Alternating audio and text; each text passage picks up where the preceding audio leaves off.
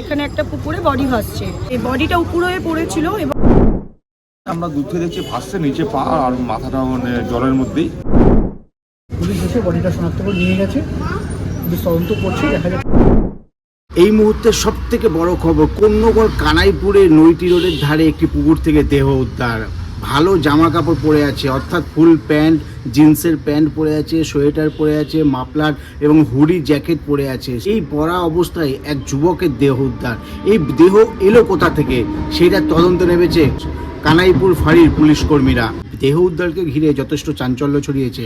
এক অজ্ঞাত পরিচয় ব্যক্তির দেহ ভাসতে দেখা যায়।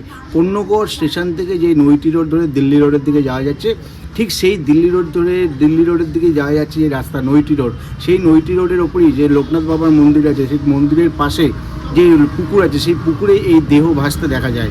দেহ ভাসতে দেখে এলাকা জানানো হয়, কানাইপুর পুলিশ কর্মীরা আসে ঘটনাস্থলে, এসে সেই দেহকে উদ্ধার করে শ্রীরামপুর ওয়ার্ল্ড হসপিটালে পাঠিয়েছে ময়না তদন্তের জন্য। খুন নাকি আত্মহত্যা নাকি অন্য কিছু, সেটা তদন্ত করে দেখছে কানাইপুর ফাঁড়ির পুলিশ কর্মীরা। কানাইপুরে এবং দেহ উদ্ধার সেই নিয়ে যথেষ্ট চাঞ্চল্য ছড়িয়েছে। তার কারণ কোন্নগর কানাইপুর যথেষ্ট উত্তেজনা এলাকা, সেইখান থেকে এইভাবে দেহ উদ্ধার। কোথা থেকে এলো এই দেহ? কেউ কি মেরে ফেলে গেল নাকি অন্য কিছু, নাকি পুকুরে কোনো কাজ করতে গিয়ে জলে তলিয়ে গিয়ে মৃত্যু হয়েছে, সেটা খতিয়ে দেখছে ফাঁড়ির পুলিশ কর্মীরা।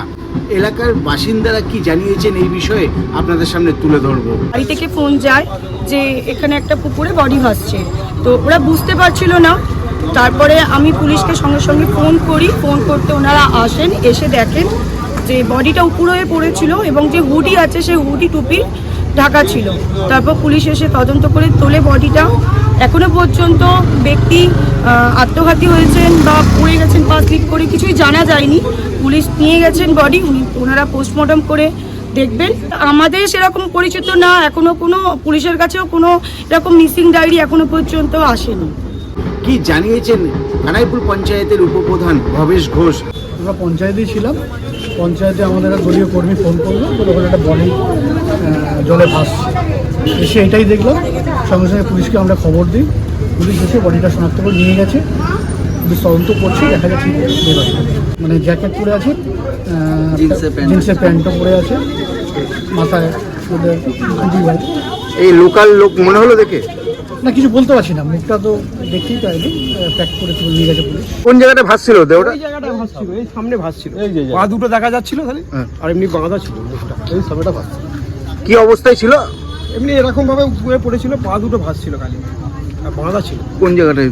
এই যে একটু এদিকে বাঁদিকটা নিয়ে যাও, এদিকটা, এই জায়গাটা দূর থেকে দেখছি ভাসছে, নিচে পা আর মাথাটা মানে জলের মধ্যেই উদ্ভূত অবস্থা ছিল। জ্যাকেট ম্যাকেট মাথার উপরে টুপি ছিল, জিন্সের প্যান্ট লন্ডাই ছিল। পাটা শুনে কোনো কাউকে চিনতে পারলেন ছেলেটাকে? না, চেনা যায়নি।